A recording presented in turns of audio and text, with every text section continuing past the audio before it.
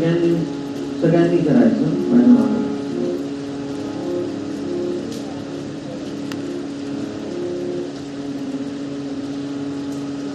दिगंबरा दिगंबरा श्रीपाद वल्लभ दिगंबरा जय दिगंबरा श्रीपाद वल्लभ दिगंबरा जय दिगंबरा जय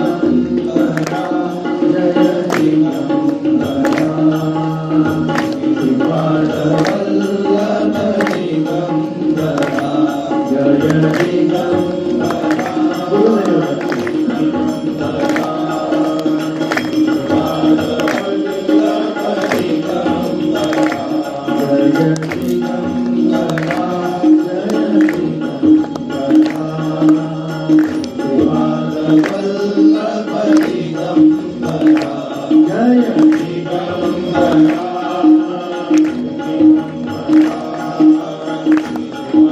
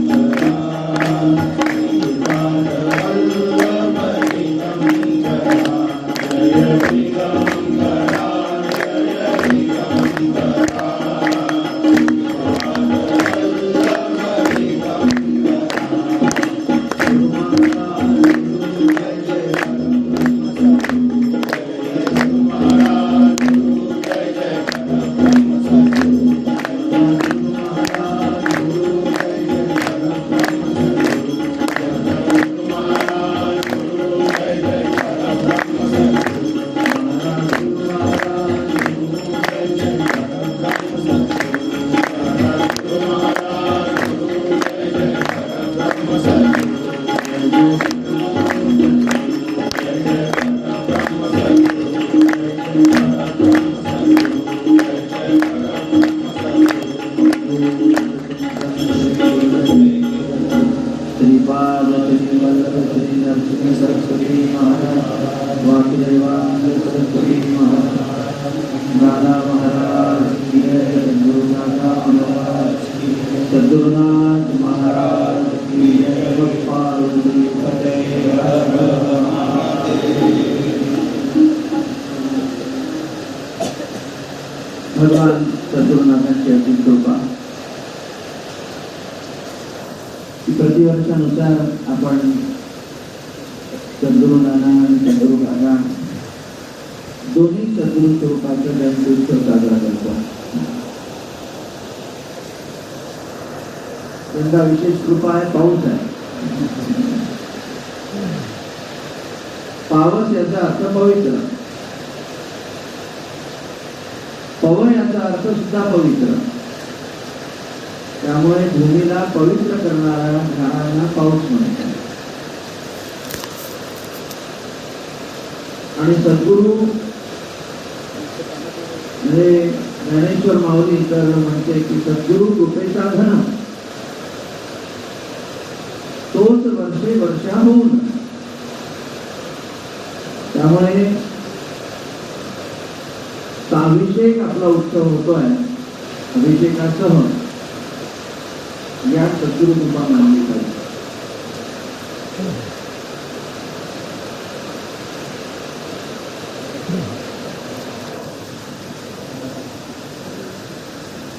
भगवान सद्गुरूची अशी कृपा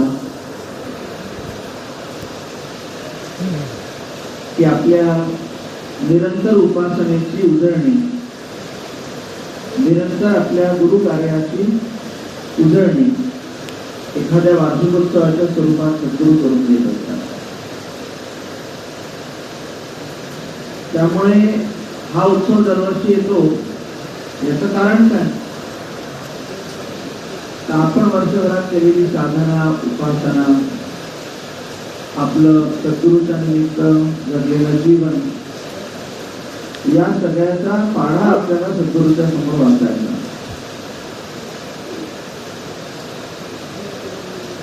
आता सद्गुरु स्वरूप असते काय?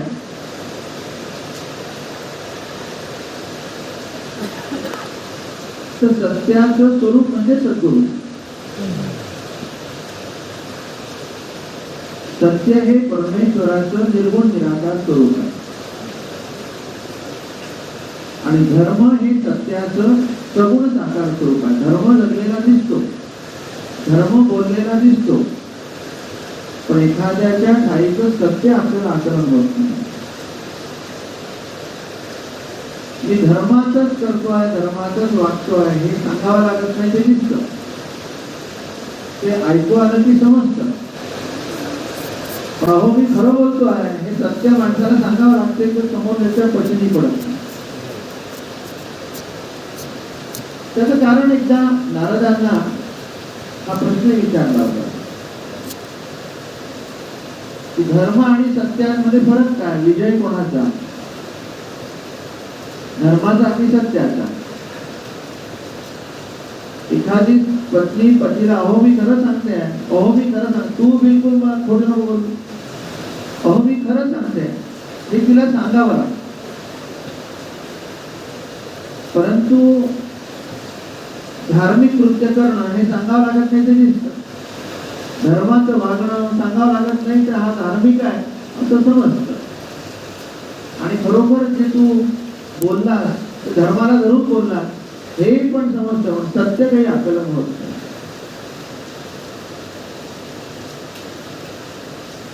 सत्यम मेधावितो धर्मा हे नारदांचं वाक्य। त्यानंतर उत्तरामध्ये नारद भगवान म्हणतात की सत्य हे मुळातच निर्गुण निराकार, ब्रह्मसत्यम जगन्मिथ्या म्हटलंय तुम्ही। ब्रह्मसत्यम शंकराचार्य म्हणतात की ब्रह्मच सत्य आहे, जग मिथ्या आहे। धर्म सत्यम ब्रह्म सत्यम याचा अर्थ असा जे निर्गुण निराकार ज्याला ब्रह्म ब्रह्म म्हणतो आपण, ते त्याचं मूळ स्वरूप कसं आहे? सत्य। का? याला आधार काय? तुम्ही मनातून सांगतो आहे का? असं नाही. श्रीमद भागवताच्या निर्मितीला लिखाणाला गणेशजी बसले आणि व्यासदेव सांगतात. तर सांगत असताना आपण पोथी लिहितो, काही करतो, बरे गणेश वंदना करतो, सरस्वती वंदना करतो, कुठल्या तरी आपल्या सद्गुरूची वंदना करतो, संतांची वंदना करतो आणि मग पोथीला सुरुवात करतो. त्यांची इच्छा झाली तर मी कुठली तरी वंदना करावी, तर त्यांच्या समोर डोळ्यासमोर आले त्याचीच पोथी देऊ, याची करू की त्याची करू की त्याची करू की त्याची करू, संभ्रम झाला. आता भगवान श्रीमंत नारायण म्हणाले की असा शिष्य तर मला भेटणार नाही माझ्या परंपरेमध्ये, नारायण सारखा व्यासांसारखा. तो जर माझं श्रीमंत भागवत आता भूतलावर सगळ्या संत महंत प्रजाजन आणि या सगळ्या सृष्टीमध्ये जर आता तो लिहिणार आहे, साकार करणार, त्याला सहायता केली पाहिजे. तर याला काहीतरी बुद्धी दिली पाहिजे. म्हणून व्यासदेवांना त्यांनी एक साक्षात्कार दिला की अरे जेवढ्या 33 कोटी देवता तू बघतोय, तुझ्या सद्गुरूंचं शुकदेवांचं स्मरण तू करतो.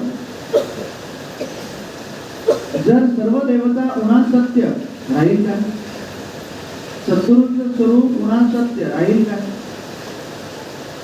त्यामुळे मग पहिला श्लोक जो आला, जन्माद्यस्य तो विद्वयादितरतश्चाप्तेश्व विघ्नेश्वराय तेने ब्रह्महृदाय आदिकवये मुह्यन्ति सूरया तेजो वारि मृदां विनिमयो यत्सर्गो मृषा धाम्ना स्वेन सदा निरस्तकुहकं सत्यं परं धीमहि.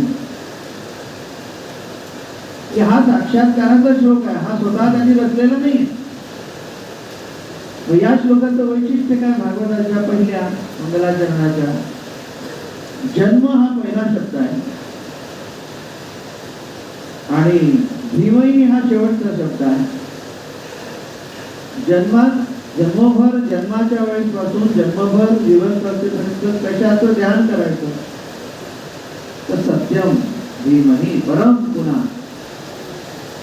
मग सत्य कुठे कुठे पाहायचं?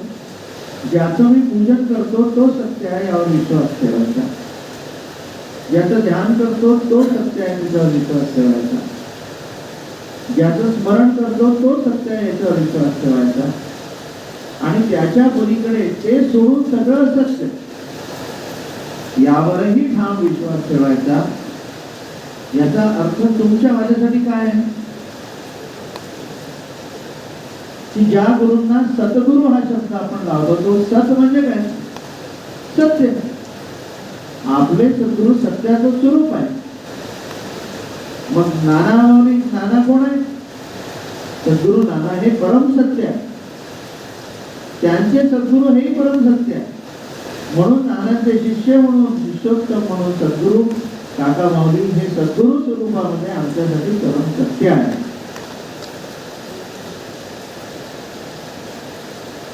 आणि ते सोडून सारं असत्य आहे. म्हणजे कोण असत्य आहे? आपण सगळे. का असत्य आहे? असत्य यासाठी आहे की सत्यासाठी जगणं, सत्यासाठी जन्माला येणं, सत्यासाठी आपलं जीवन घालवणं आणि सत्य स्वरूपात विलीन होणं, याचा साक्षात्कार संतांच्या स्वरूपातून, सद्गुरूंच्या स्वरूपातून आपण घ्यायचा असतो. ते आपल्या कल्याणाच्या सोयी पहिले पाहतात. हिचं कल्याण, त्याचं कल्याण, त्याचं कल्याण. त्यानंतर स्वतःचा काही विचार असेल तर ते करत असतील. आपण पहिले स्वतःचा विचार करतो. मग आपल्या देवाचं ठीक आहे, तू आमच्यासाठी आहे, तू आमचे कामं कर. पहिले आम्हाला आमचे कामं करू दे. उरलेला वेळ असेल तर येतो दर्शनाला, उरलेला वेळ असेल तर येतो पोथी वाचायला, उरलेला वेळ असेल तर येईल बरसानाचं अंगण झाडायला. पहिले आमचे घर झाडझूड करू दे आम्हाला. बरोबर आहे? ही जी प्रवृत्ती असते सामान्य मनुष्य, ती प्रवृत्ती सांगते की जो परब्रह्म परमात्मा सद्गुरु म्हणून आम्हाला लाभला आहे, त्या ठिकाणी आम्ही सत्य म्हणून किती पाहतो.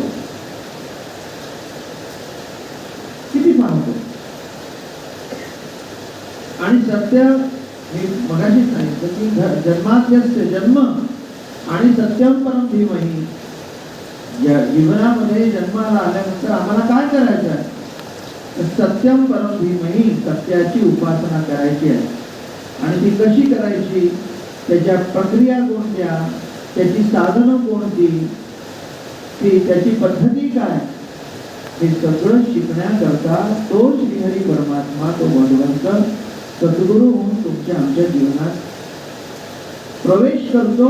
त्या स्वरूपाचं नाव आम्हाला वाटते की कानामाऊली, धोतर नेसलेली, वस्त्र नेसलेली, मंगल हास्य आहे, आमच्याकडे येतात, खूप प्रेम करतात, पण आम्ही त्या प्रेमाच्या मायेत जायचं की प्रेमाच्या सत्यतेत जायचं?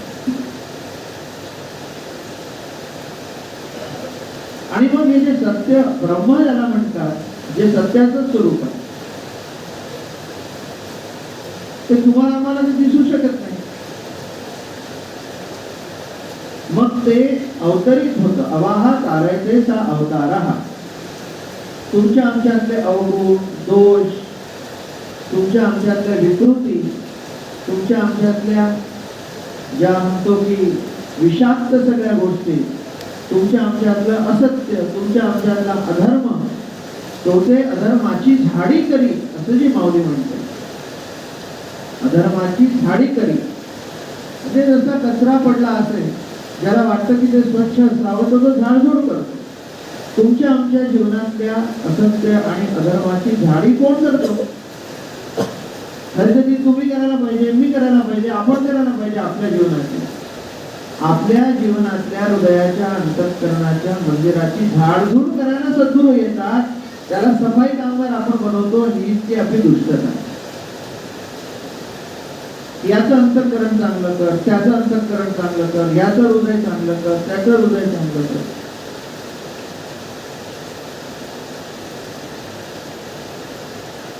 अशी परिस्थिती आपण आपल्या सद्गुरूंची करतो. म्हणून अर्जुनाला उपदेश करताना भगवान श्रीकृष्ण करतात, प्रत्येक ठाईत आहे बघा, ध्यानयोग गीतेमध्ये पण कर्दम देवहूतीच्या ह्याच्यात कपिल नारायण भगवंताचा अवतार झाला. तेही ध्यानाचं महत्व माता पित्यांना पटवून दिलं. ध्रुवाला तपश्चर्या करायला सांगताना ज्यावेळेला नारद सद्गुरू म्हणून येतात, तेही त्याला ध्यानाचं महत्व सांगतात. असं म्हणतात, तपस्या करताना ध्रुवाला काही क्षण भगवंताची झाकी झाली आपल्या हृदयामध्ये, दर्शन घडलं आणि तुरंत ते नाही सुद्धा रडायला लागले. ते तर म्हणे, तुझ्या अंतःकरणातली सूक्ष्म वासना ही जेव्हा समाप्त होती आणि निर्वासन म्हणजे वासना रहित परिपूर्ण सद्गुरूच्या स्थायित्वाची स्थिती तुझ्या अंतःकरणात जेव्हा येईल, इतकं स्वच्छ हृदय, अंतःकरण, मन, मानसिकता होईल, तेव्हा मी तुझ्या अंतःकरणात परमनंट राहायला येईल, असं भगवान नारायण त्याला म्हणतात. हे भागवतात त्याचे श्लोक.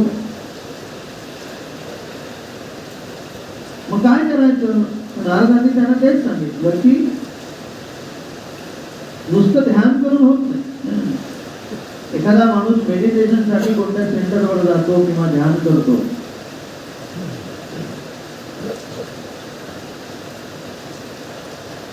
तर तो अभंग आहे ना, हरी पाहिला रे हरी पाहे, आधी सोनियाचा दिनो वर्षे अमृताचा गुण. त्यामध्ये वाक्य काय? सबाह्य अभ्यंतरी अवघा व्यापक मुरारी. आतमध्ये किती निरोगी असतात आणि त्याचे दिसणारे कपडे किंवा दिसणारा देह हा जर अस्वच्छ असेल, तर आज तो निरोगी आहे, पण लगेच ती स्थिती, खराब कपडे आणि त्याचं अशुद्ध शरीर, बाह्य, हे त्याला ताबडतोब रोगी बनवेल. म्हणजे आंतरिक निरोगीपणा हा बाह्य अस्वच्छतेमुळे जसा जातो, बाह्य निवेशितम सुरतराम, तो मग देव असो की मनुष्य असो, उपनिषद काय सांगतात? व्हायचं काय? शुद्धच अंतर्बाह्य व्हा. बरोबर आहे ना? पेशंट किती चांगल्या औषधात ठेवला आणि त्याचा बेड, त्याची खोली ही जर अशुद्ध असेल, फारच गचाळ खराब असेल, तर तो त्यानेच आजारी होईल. म्हणजे हा दृष्टांत काय सांगतो? बाह्य म्हणजे आणि आंतरिक म्हणजे काय? तर आंतरिक आपली मन, मानसिकता, हृदय हे ध्यानाने स्वच्छ होतं. आणि सत्कर्म जे असतात जीवनातले ते आपलं बाह्य स्वरूप आहे. आपले कर्म, आपण कसे राहतो, आपण कसे बोलतो, आपली खरी अभिव्यक्ती काय, व्यवहार कसा, हे आपले बाहेरचे कपडे आहेत. त्यांनी जगात आपण ओळखला जातो. तिथे जर ठीक नसलो तर आपल्या ध्यानाला उपयोग नाही. आपल्या ध्यानातही दोष जातात, आपल्या उपासनेतही अशुद्धता येते. त्यामुळे सबाह्य अभ्यंतरी अवघा व्यापक मुरारी याचा अर्थ असा. ज्ञानेश्वर माऊलीला कोणीतरी प्रश्न विचारला की मुरारी शब्द का? मूर नावाचा राक्षस होता. तुम्ही जर गोपालकृष्णाचं चरित्र पाहिलं, 16,000 नारी त्यांनी सोडवल्या त्या कब्जातून, राजे सोडवले.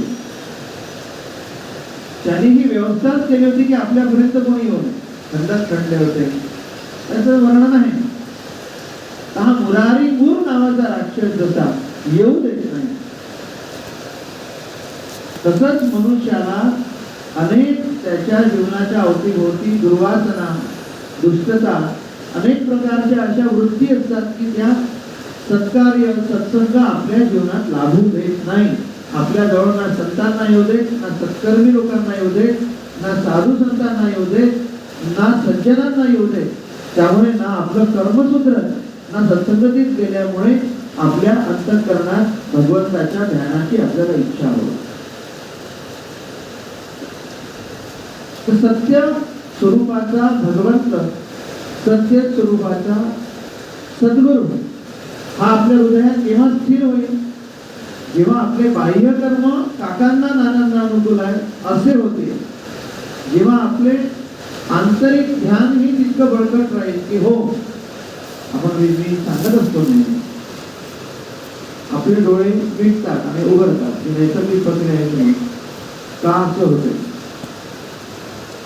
यत् निग्लेशमन्योहम अक्षम सद्भाववृत्तये वगैरे म्हणतात की आपले डोळे मिटल्या गेले तर हृदयातले नाना नाना दिसले पाहिजे, आणि उघडल्यानंतर आपले हृदयात जे पाहिले तेच व्यापक रीतीने मला बघताय, सर्वांच्या ठाई ते आहे, याचा साक्षात्कार झाला पाहिजे. याला म्हणतात एखाद्या मनुष्याला भगवंताचा साक्षात्कार होणं. साक्षात्कार कसा असतो?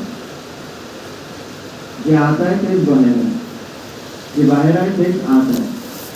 त्यामुळे मी आत जेवढा प्रामाणिक आहे तेवढा बाहेर प्रामाणिक असलो पाहिजे. बाहेरचं प्रामाणिक पण आपल्याला आपले व्यवहार, आपलं बोलणं, आपलं चालणं, आपले संबंध यातनं ते प्रगट होतं. आणि आतलं प्रगट कोणासमोर करण्याची गरज नाही, ते सद्गुरू समोर करावं लागतं. त्यामुळे त्याचं सावधपणा आपल्याला राखावं लागतं.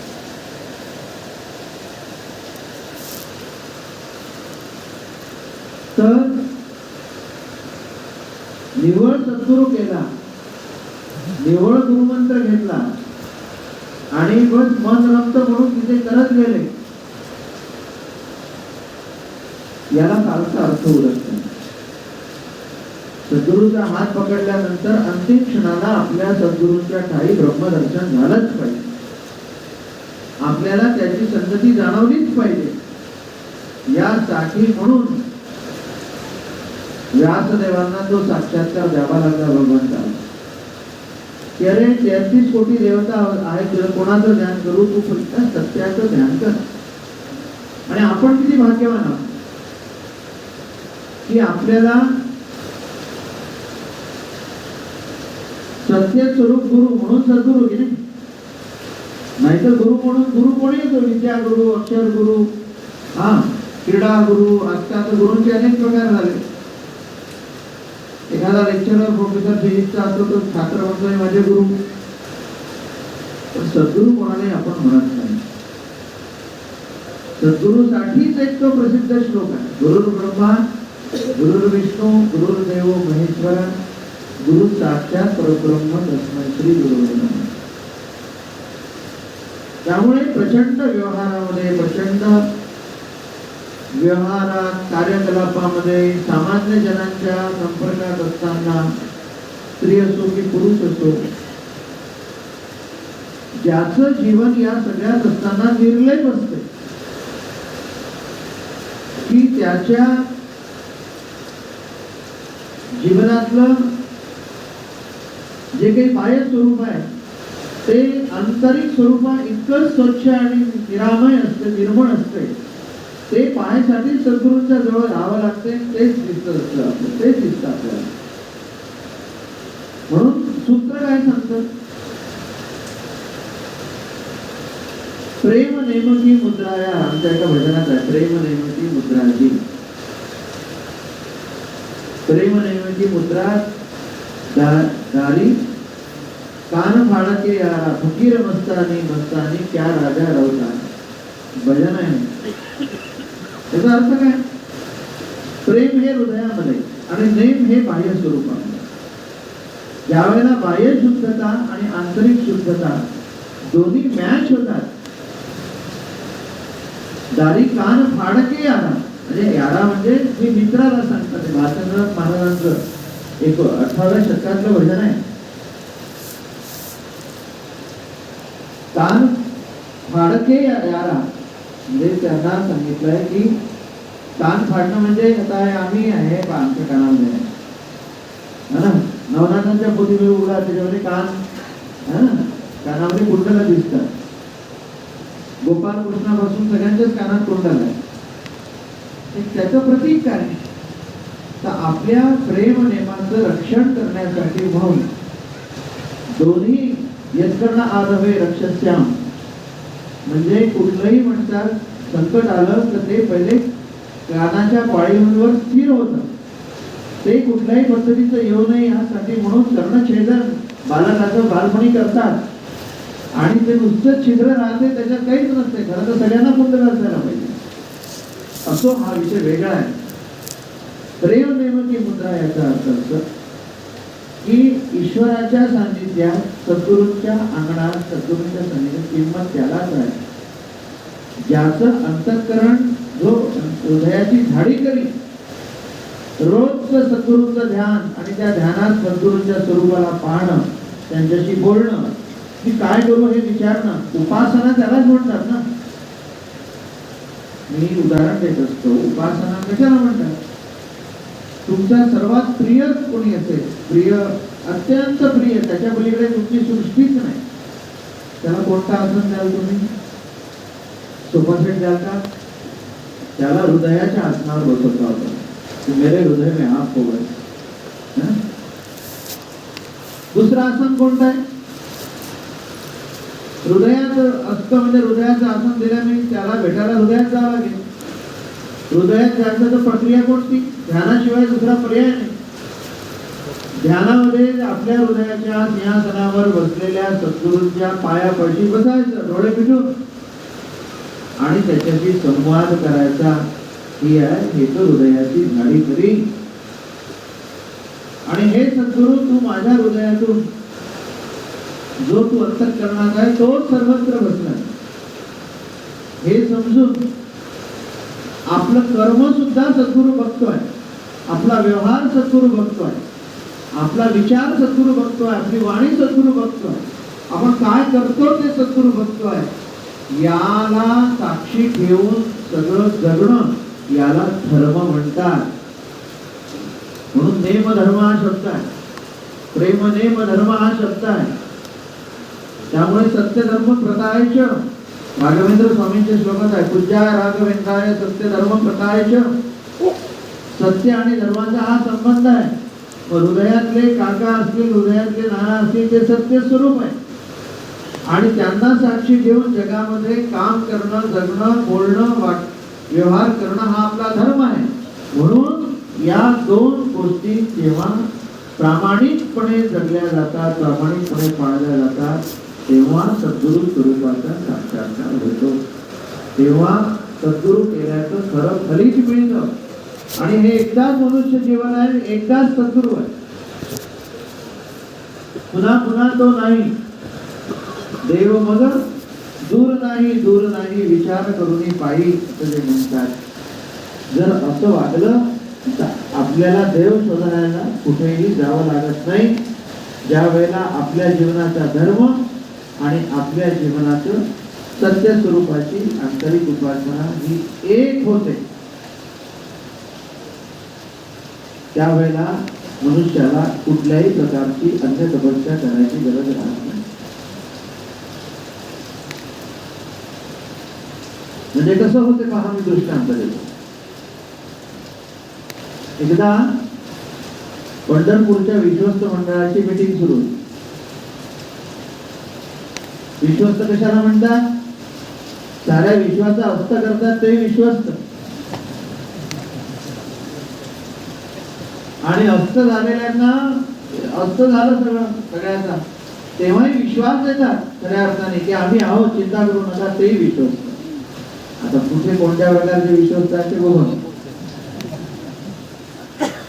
त्याची जरूरत नाही, कुठे प्रॉब्लेम नाही आहे. आपल्या इथे चांगला आहे, चिंताच करायचं नाही. काका बसले आणि त्यांच्या आज्ञेने मी पण. परंतु तिथे विश्वस्त मंडळाची बैठक चालू. आता 12 वाजता नैवेद्य असतो, तर 12 वाजता नैवेद्य विठोबाला 11:15, 11:30, 11:15 लागली भूक. ते वाट पाहून राहिले, नैवेद्य केव्हा येतो, नैवेद्य केव्हा येतो. तर नैवेद्य अर्धा तास पुढे न्यायचा की मागे न्यायचा या विषयावर मीटिंग चालू होती. ती चालली 2 वाजेपर्यंत. विठोबाला लागली भूक, काय करायचं? तो विठोबा म्हणे छोड़ दो यार, ये मंदिर भिंतर कुछ कहाँ योगी 28 विटेवरी उभा है, टाळ्या वाजवून कोई वीट बीट कुछ नहीं, चला. विठोबा आतमध्ये असे विश्वस्त समजतात. विठोबाकडे त्यांचं कंप्लीट दुर्लक्ष. आणि 12चा नियम आहे. आज मीटिंगच्या दिवशी तर 12 जेवणाचे 12 वाजले विठोबाचे. त्याचा नैवेद्य करा, मीटिंग करून ठेवा. नाही, आमचा निर्णय व्हायचा. आता विठोबाच्या भांडणं सुरू. त्याच्यामध्ये विठोबा म्हणतात नाही 5 वाजेपर्यंत भांडणं माझं कसं. मग म्हणे आता प्रत्यक्ष रूपाने जायचं आणि जेवायचं, दर्शन द्यायचं, कोणाचं करू? त्यांनी हाच क्रायटेरिया लावला, निकष हाच लावला. ज्याच्या हृदयातला माझ्या प्रति प्रामाणिकपणा, जो मला सत्य म्हणून पाहतो आणि तेच सत्य त्याच्या मनात आहे, कर्मात आहे, व्यवहारात आहे, जगण्यात आहे, असा आहे तो, त्यांना आली चोखा महाराजांची आठवण.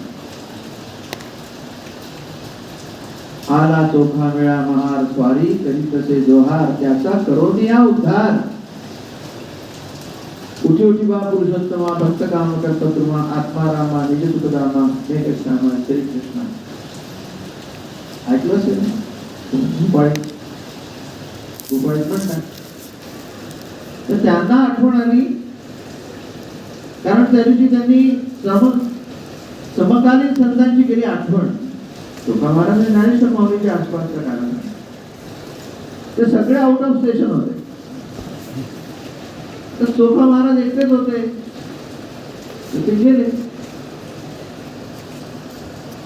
चोखा त्याला खूप टेम्परेचर होतं, चोखा महाराजांना ताप होता. त्याच्या एका अभंगामध्ये असं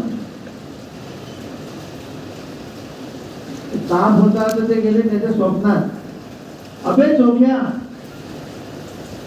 पण भूक लागली, आत्ताच्या आत्ता खाऊ. चोखाला वाटलं आता स्वप्न तर पडतच असतात, आपल्यापेक्षा विठोबालाच आपल्या स्वप्नात जायची घाई नेहमीच असते. त्यामुळे पण ते 2दा-3दा झाल्यानंतर मग चोखा उठून बसला. आपल्या बायकोला म्हणतो,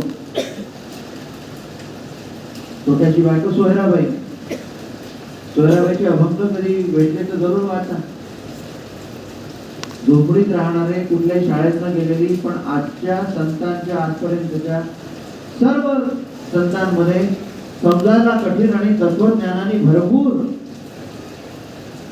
सोयराबाईची जबाबदारी.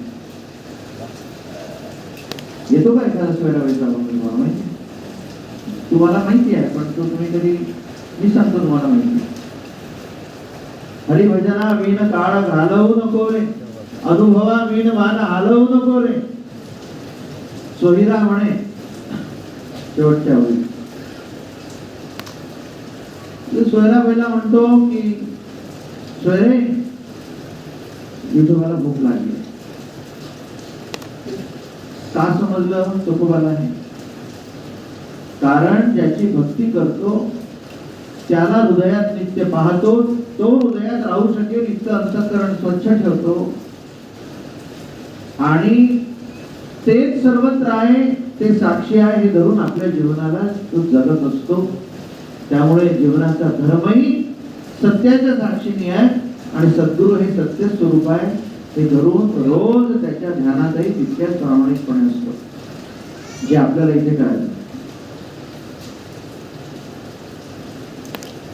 तर पत्नीला म्हणे सोयरे, आता भिकारी कधी घरी स्वयंपाक करतच नाही, म्हणजे तोपा महाराज भिकारी होते असं नाही, भीक भीक मागायचे, भिक्षा मागायचे. सोयरे मी जाऊन येतो, घेऊन येतो विठोबासाठी, भीक मागायला शिळं पाठवलं. आंघोळ केली, आंघोळ करून भीक मागितली, आणलं शिळं. त्याचा नैवेद्य दाखवायचा, ते पारस आहे की शिळा आहे, पण भाव इतका मोठा आहे की आणलं कमाईचं जे काही आहे ते नैवेद्य दाखवायचं. तर पुन्हा आंघोळी लागलेले, की आंघोळीला घरात येत नाही तर उंबरठ्यामध्ये भगवान पांडुरंग हजर. अबे चोख्या काय आणलं पाहू दे. अहो म्हणे मला आंघोळ तर करू दे, मला नैवेद्य तर दाखवू द्या. आता कसला नैवेद्य म्हणे, मी खायला आलो. तो का म्हणे नाही, मला स्नान करू द्या, मी रस्त्यावरून फिरून आलो. रस्ता कोणाचा आहे चोख्या? कोणासाठी रस्ता फिरला? तुमच्यासाठी. आठवणीत कोण होतं? तुम्ही. ज्याने भीक दिली त्याला तू काय म्हणून पाहिलं? तर म्हणे तुम्हीच देता, तुम्हीच घेता. आणलं कोणासाठी, येताना कोणाचं ध्यान होतं? म्हणे तुमचं. मग आता स्नानाची गरज काय? हा दृष्टांत जो मी दिला, प्रेम नेमकी मुद्रा, या प्रेम नेमकी मुद्रा, प्रेम नेमकी मुद्रा, दारी कान बाळके यारा फकीर नसता. असं फकीर व्हायचं. अशा पद्धतीने आपल्याला निसंग व्हायचं की जिथे कुठे जातो तिथे आपल्या संगतीला आपले सद्गुरू नाना, आपले सद्गुरू काका आहेत, ते बघतायत. नाही तर इथे खूप चांगलं, बाहेर कसं काय धरला म्हणजे काकांनी आज काय करतात,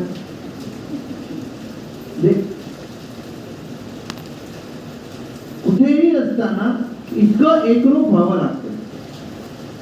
म्हणून पूज्या राघवेंद्राय सत्य धर्म प्रदायच, त्या महाराजांच्या राघवेंद्र स्वामीचं मंत्रालय स्थान आहे. फार मोठे संन्यासी होऊन गेले आंध्रमध्ये. तिरुपतीवरून खाली उतरताना मंत्रालय नावाचं स्थान, काळाच्या ठिकाणी. तर हा जो सद्गुरूच्या सोबत मिळालेला एकमात्र जन्म आहे, तो जन्म घालवताना एवढा सावधपणा जर असेल तर ते तुमच्यात येतील आणि तुमच्यातून काय करून घेतील सांगता येत नाही, काहीच सांगता येत. त्यामुळे असं म्हटलं आहे की ब्रह्मसत्यम जगन मिथ्या. ब्रह्मसत्यम हे सत्य स्वरूप जे ब्रह्म आहे, सत्यम परम धीमहि, ज्याचं ध्यान व्यासदेव करतात, ते सत्य जेव्हा या जमिनीवर जन्म घेते, प्रगट होते, मनुष्य स्वरूपात तुमच्या आमच्या संगतीत येते आणि कसे बोलावे, कसे चालावे, कसे जगावे, कसे वागावे या सहित सगळ्या गोष्टी अंतर्बाह्य शिकवते, त्यालाच धर्म म्हणतात. त्यामुळे धर्माच्या साठीच ते येतात. धर्माच्या करिता आम्हास जगती रामाने धाडियले.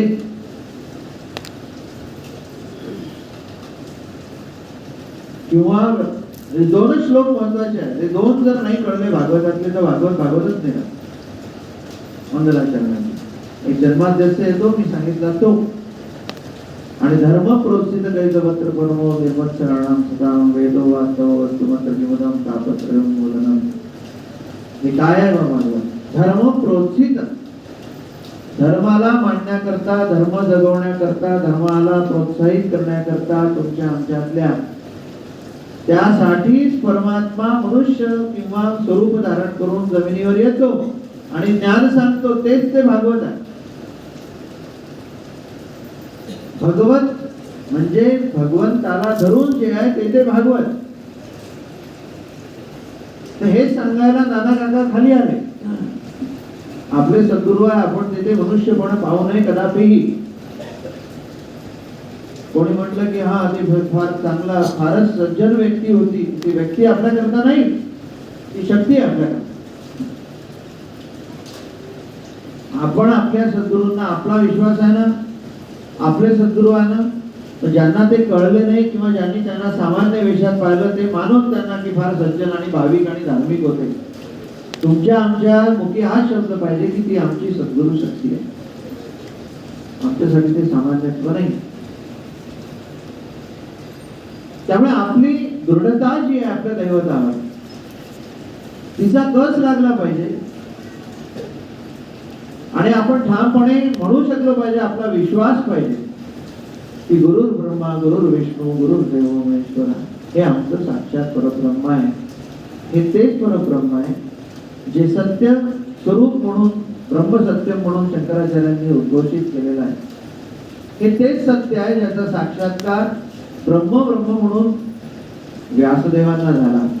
हे तेच सत्य आहे जे कधीही पण कोणाच्या काही स्मृतुगामी स्मरण केल्याबरोबर सत्कार्यासाठी, विधायक कार्यासाठी प्रेरणा देणारं, आपल्या रोमारोमामध्ये शक्ती भरणारं जे आहे ते तेच आहे. हाच आमच्यासाठी भगवंत आहे आणि त्याच्या साक्षीने जे आम्ही कर्म करतो त्यालाच आम्ही धर्मकार्य म्हणतो. ते सांगतोच आमचा धर्म आहे. एवढी स्पष्टता, एवढी सुसूत्रता गुरु आणि शिष्यांमध्ये पाहिजे. तेव्हा एखाद्या गुरुचं कार्य हे शेकडो साल चालतं. मला एखाद्या विचारलं, अहो गुरुजी तुमची परंपरा 1505 किंवा 1500 पासूनचे कागदपत्र सापडतात, फोटो सापडतात तुमच्याकडे, म्हणजे 600 वर्षाचं झाले का? होतातच. म्हटलं त्याच्या आधी 32 ऋषी झाले, त्यांचं रेकॉर्ड नाही आहे. जे 18 अधिक 32 बरोबर 50 पिढ्या म्हणजे 1000 वर्षापेक्षा जास्त. हे का चालतं?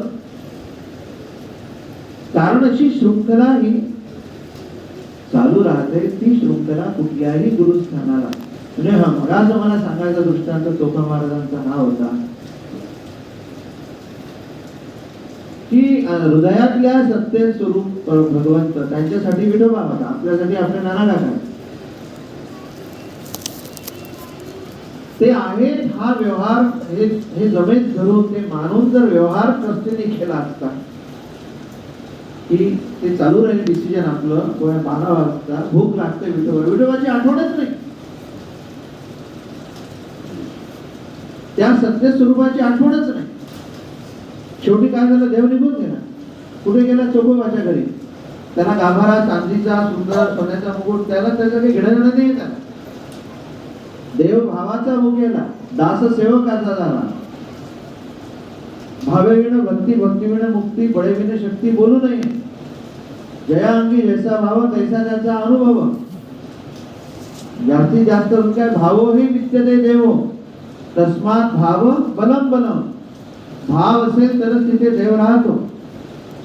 आपल्यासाठी अनंत जन्मासाठी काका इथे राहिले, नाना इथे असलेच पाहिजे. श्रीकृष्ण भगवंताची स्थापना, ज्याची साधना त्यांनी केली ते इथे असलेच पाहिजे. ब्रह्मतत्व इथे असलंच पाहिजे. ते कोणावर अवलंबून आहे? आपल्यावर अवलंबून आहे. त्यामुळे आपली सत्यता साधनेची, उपासनेची, गुरुच्या पूजनाची, सद्गुरूसाठी जगण्याची ही खूप दृढ पाहिजे. आणि आपला व्यवहार म्हणजे आपला धर्म तोही आतल्या सत्याला धरून पाहिजे. हा आहे सत्य आणि धर्माचा नेम. सत्य म्हणजेच प्रेम.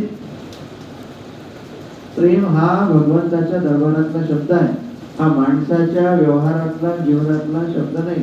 माझं तिच्यावर प्रेम आहे, तिचं माझ्यावर प्रेम आहे, काहीच नसते. कोणी कोणासाठी मरत नसते. कोणी कोणासोबत जन्माला येत नाही, मरत नाही. मधले फक्त ते असतात. खामगाव ते पुणे मध्ये सुद्धा ते अहमदनगरला तरी पताही लागत नाही. कायचं प्रेम त्याच्यातलं काही नसतं. प्रेम हा भगवंताच्या साम्राज्यातला आहे. प्रेम फक्त गुरु शिष्यावर करू शकतो, शिष्य गुरुवर करू शकतो, भक्त भगवंतावर करू शकतो, भगवंत भक्तावर करू शकतो. माणसांमध्ये प्रेम प्रेम काहीच नाही. आहे तो 100% व्यवहार. इथे बसलेल्यांचे अनेकांचे लग्न झालेले आहे. पती पत्नीचं प्रेम आहे की व्यवहार राहिला तुम्हीच सांगा. शेवटी येते गोष्ट व्यवहारावर. तू मला असं का बोलली, तू माझं असं का केलं, तू ते का करून ठेवलं, किती कसत. प्रेमात हे काहीच नसतं. त्यामुळे प्रेम हे गुरु शिष्य भक्त भगवंत यातच असतं. आनंद हा त्यातल्याच प्रेम करण्यातला अनुभव, त्याला आनंद म्हणतात. आनंद हा माणसाच्या जीवनातला भागच नाही. तो गुरु शिष्य संबंधात आहे. तो भक्त आणि भगवंत संबंधातला अनुभव आहे. बाकी सगळं सुखच सुख आहे. त्याच्या मागे दुःखच दुःख आहे. त्याचा खेळ चालतो. आज सुखी तर उद्या दुःखी.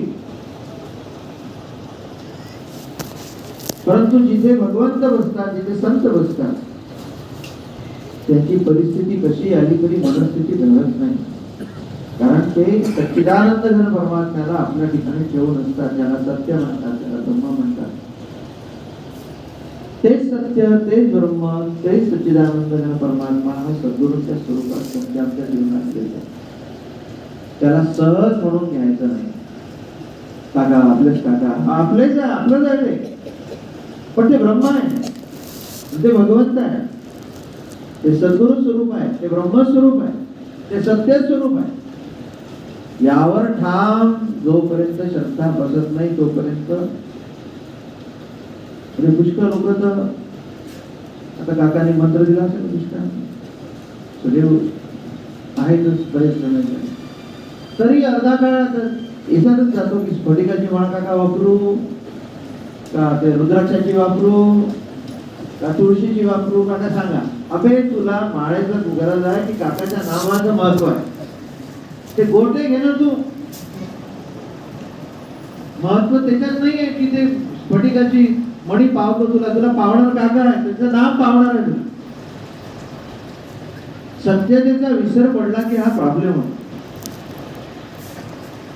म्हणून मी आज बसलो तर सहज सत्याची आठवण आली म्हणून सांगू की ना तुळशीची माळ तारत ठीक आहे, नाक कोणती माळ तारते ते नाम. आणि त्याच्याही पलीकडे ज्या ज्या नावाचा दाता जो आहे त्या सद्गुरूची कृपा असल्याशिवाय तेही नाही तारत. या कृपा तमहं वंदे. तुझी कृपा असल्याशिवाय परमानंद माधव मला आनंद येत नाही, करावासे वाटत नाही, माझ्याने होते नाही, केलं तर सफलही होत नाही. तुझी कृपा पहिले पाहिजे. तो कृपेचा दाता जो आहे सद्गुरू, त्या सद्गुरूच्या गुरुपदामध्ये सत्य लागला आहे. त्या सत्याचं सत्य को पहचानो, ते महत्वपूर्ण आहे. म्हणून आज आपण सत्यतेच्या आपल्या सद्गुरूच्या सत्य स्वरूपाचा त्याचं थोडं चिंतन केलं. तो आहे आपला निराकार निरालंब निरंतर निरंतर निर्विषय निर्दोषी. त्यांना कशाचीच गरज नाही. तुम्ही 10 दिवस अभिषेक करू नका. तो अभिषेक त्यांच्यासाठी नाही करत आपण. त्यांना स्वच्छतेची गरज काय? हे पाणी जे वरून येते आहे तुमच्या आमच्या स्नानालाही त्याच्याच कृपेने येते. त्याला कोण देणार आपण? गरज आम्हाला आहे की केवळ समाधीची 2 पावलं ती रोज पाहता पाहता घरी गेल्यानंतर तीच हृदयात धारण करून द्यायची आहे. आम्हाला आनंद घ्यायचा म्हणून सगळे सोहळे करायचे. यशोदेनी निरोप देताना कुसुम ते आहे ना, कुसुम श्री कुसुम पारिजात निंबकाचार्यांचा ग्रंथ, त्याच्यावर त्यांनी छान संवाद दिला. जेव्हा शेवटचं गोपालकृष्ण तिला सांगतात यशोदेला, तुम्ही मथुरेला कंसाला मारायला जाऊ नये, तो कंसाच्या तिकडे जाऊ नये, आम्हाला बोलावलं. त्या दिवशी यशोदा म्हणते की मी तुला एक सत्य सांगते, आज तुला पटेल का? एकांतात त्याचे म्हणते मी तुझी आई नाही आहे. तेव्हा खूप रडतात गोपालकृष्ण, असं होऊ शकत नाही यशोदा, तू माझी आई नाही.